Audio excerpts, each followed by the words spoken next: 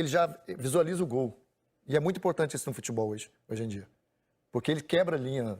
Ele é muito agudo, né? Muito agudo. Sempre em muito direção agudo. ao gol. Ele não tem medo. Fica ciscando pra não fora, tem medo. Ele vai em direção ao gol. Vou trazer informações do líder do campeonato com o repórter Eric Faria.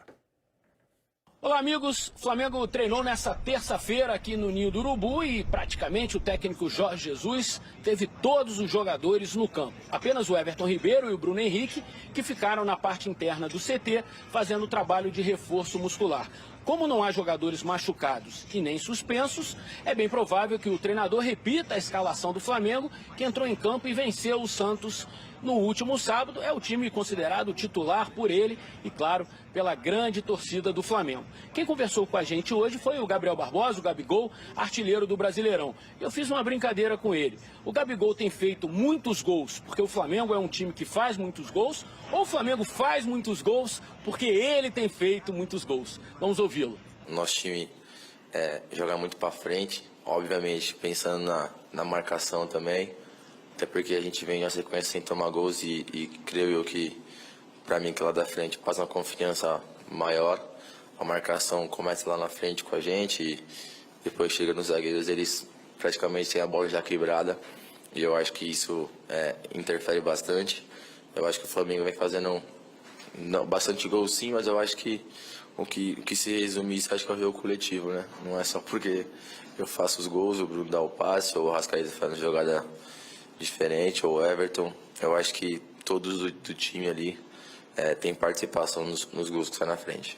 Bom, essa é a última semana praticamente livre do Flamengo antes de vários jogos importantes. Depois do Cruzeiro, o Flamengo vai receber no Maracanã Internacional e São Paulo pelo Campeonato Brasileiro e aí depois viaja para Porto Alegre para enfrentar o Grêmio pela primeira partida da semifinal da Libertadores. Essas foram as principais informações do Flamengo nessa terça-feira.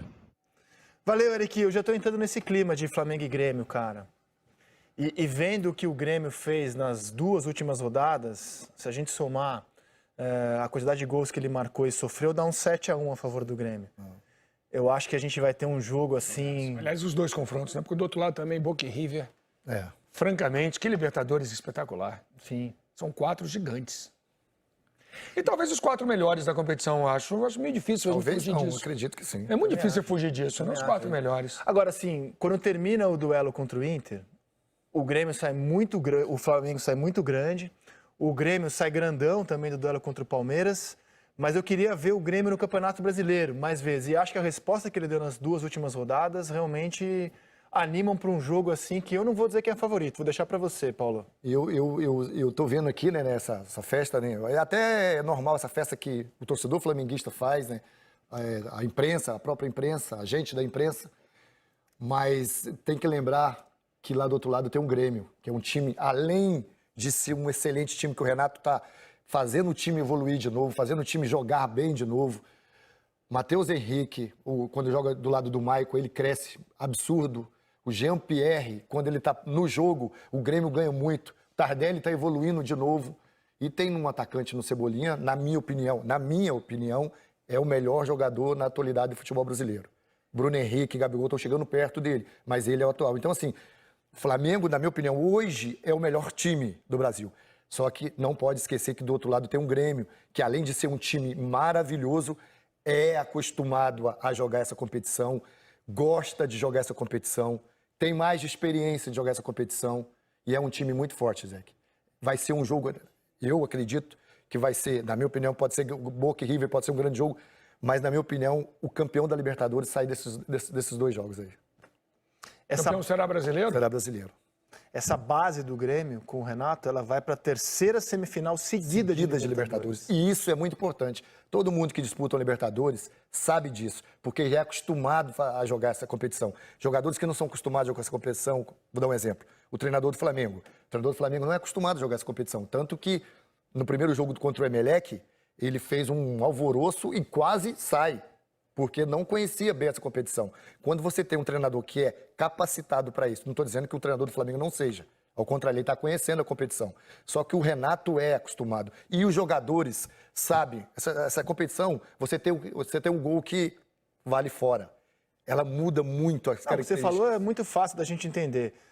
digamos que o Jorge Jesus esteja no Benfica. O Renato chega lá para dirigir o esporte. Exatamente. A vantagem vai ser, no primeiro ano, com certeza, do Jorge Jesus. Exatamente. É a casa dele. Assim como a Libertadores é a casa do Renato. Exatamente. Ele não sabe como é que ele vai lá enfrentar um Grêmio na arena. E o histórico dos clubes também, né, Rizek? Pesa bastante, né? O Flamengo ganhou 81 e não chegou mais. nos Isso entra em campo para vocês? Muito. Histórico entra em campo? Libertadores pesa bastante. Muito. O histórico, né, do clube, né, na Libertadores. O Até fato do Renato chegar nas 3 finais seguidas. Semifinais pesa bastante. Pesa Daí muito. E pro próprio torcedor. Apontar favorito. E para o próprio torcedor. O torcedor do Flamengo não está tanto acostumado a disputar e a chegar... Tanto não. O Flamengo não chega à semifinal há 35 anos. Penharol a última vez. Então, assim, o Grêmio é acostumado já a disputar. Mesmo o Grêmio mal, quando não estava sendo campeão de 15 anos atrás, o Grêmio chegava a disputar essas competições. Vai ser um jogaço. Agora, eu acredito muito, assim, na força da experiência de jogar uma competição como essa. Vale muito num momento como esse. Agora vou trazer alguns dados do que a torcida do Flamengo tem feito nesse ano. É só notícia boa sobre a torcida do Flamengo. A última delas veio da Folha de São Paulo, que tem o seu instituto, Datafolha, que hoje divulgou, é muito polêmico, é sempre muito aguardado, os seguintes dados, tá? Que estão publicados no Globoesporte.com. A gente tem... Vamos para os dados? A gente tem o Flamengo com 20% dos torcedores, o Corinthians com 14%. Em relação à última pesquisa de 2018, o Flamengo subiu 2 pontos e o Corinthians estagnou nos 14%. A margem de erro é de 2 pontos percentuais para cima ou para baixo. Então, essa diferença que o Flamengo tem em relação ao Corinthians, ela já está fora da margem de erro. O Flamengo só perde para pessoas que dizem não ter time algum, que são 22% dos entrevistados pelo Datafolha. Depois do Corinthians vem o São Paulo, aí o Palmeiras, Vasco, Cruzeiro, Grêmio, Inter. É pesquisa nacional, tá? Santos, Atlético Mineiro, Seleção Brasileira, aí Botafogo, Bahia, Fluminense, Sport, Santa Cruz, Fortaleza, Vitória, Ceará e outros. Ah, mas a torcida do Botafogo é do mesmo tamanho que a do Vitória? Há uma margem de erro, como eu disse, que pode oscilar 2 para cima. Para baixo não tem como oscilar 2, porque eles estão com 1. Vamos por região? Mostrar? O Flamengo leva uma vantagem muito grande na região norte. Olha a diferença, cara. 39 para o Flamengo, 10 para o Corinthians, 8 para o Vasco, 6 para o Palmeiras, 4 para o São Paulo. Vamos para outras regiões. Nordeste, ó o Flamengo, cara. É o clube mais popular do Nordeste, mais disparado. 27%, seguido pelo Corinthians, 9%. É o triplo do Corinthians no Nordeste, o Flamengo. Triplo do segundo colocado. Exato. Um absurdo, né? São Paulo 6, Palmeiras 5, Vasco 5.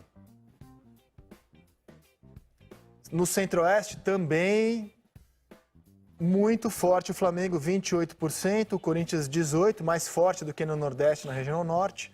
São Paulo 8, Palmeiras 6, Vasco 3. Veja como o Vasco vai sempre bem. O Vasco ainda é um clube com muita força fora do Rio de Janeiro. É um clube muito nacional. No Sudeste, o Corinthians tem a maior torcida. Empate técnico ali com o Flamengo. 18 para o Corinthians, 17 para o Flamengo, 11 para o São Paulo. O Cruzeiro bem também é maior, né? Claro. Da população da cidade, do estado, né?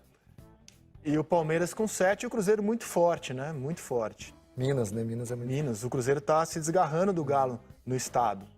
No Sul, o Grêmio, maior torcida, acima da margem de erro, com 23%. Isso aí vai dar polêmica lá. Briguem com o Datafolha, eu sou apenas o porta-voz da notícia. No Sul vai dar uma tremenda polêmica. Sou apenas o porta-voz, briguem com o Datafolha. Foram entrevistadas 2.800 e tal lá pessoas. O Corinthians tem 11% na região Sul, ou seja, ele tem mais que o dobro que o Flamengo na região Sul. No Paraná tem muito torcedor do Corinthians. Muito torcedor do Corinthians. A maior torcida do Paraná é a do Corinthians. Principalmente pela região norte do estado, exatamente, colado com São Paulo. E o Corinthians tem uma presença muito grande de torcedores no Paraná. É isso. E aí, quando a gente mostra a média de público do Campeonato Brasileiro, essa maior torcida do Brasil, aproveitando o bom momento do Flamengo, está levando a incrível marca de mais de 50 mil pessoas por jogo. Média. É a melhor marca da história dos pontos corridos. Nunca ninguém teve essa marca num turno. O Corinthians está bem também, com 36.621. E a tendência é de manutenção, porque o Flamengo vai brigar pelo título até o fim. Tomara. Acho pouco provável.